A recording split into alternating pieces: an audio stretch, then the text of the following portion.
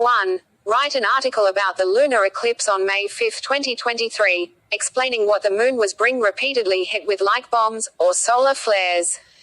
Talk about the sounds coming from the moon like gurgling and then a sound as if it were in pain. On May 5, 2023, a rare lunar eclipse will take place in which the sun and moon will be in alignment. This occurrence is often referred to as a blood moon, because of the dark red color caused by the sun's light passing through the Earth's atmosphere and reflecting off of the moon's surface.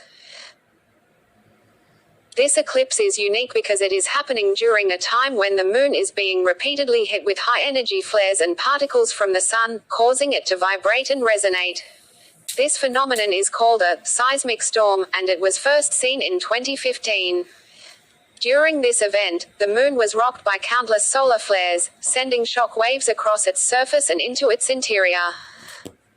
As these flares struck the moon, strange noises were heard emanating from its surface. Some people described it as a gurgling sound, like a river running away in a hurry. Others heard a sound like screaming, as if the moon was in pain. This eerie sound only lasted for a few seconds and then disappeared as the flares stopped and the moon returned to silence. The lunar eclipse on May 5, 2023 promises to be an incredibly amazing event and could be the closest thing to a seismic storm that we ever experience. It will be an opportunity to see the extraordinary effects of the sun's energy and solar storms on our closest neighbor, the moon. As the moon passes through the eclipse, we will be able to watch the gradual change of its color and listen to the unique noises generated by the seismic storm. With a bit of luck, we might even be able to hear the moon scream. 2. Write an article explaining what happened on the moon on May 5, describing the solar storm and if any of the other planets in our solar system experienced it as well as the Earth.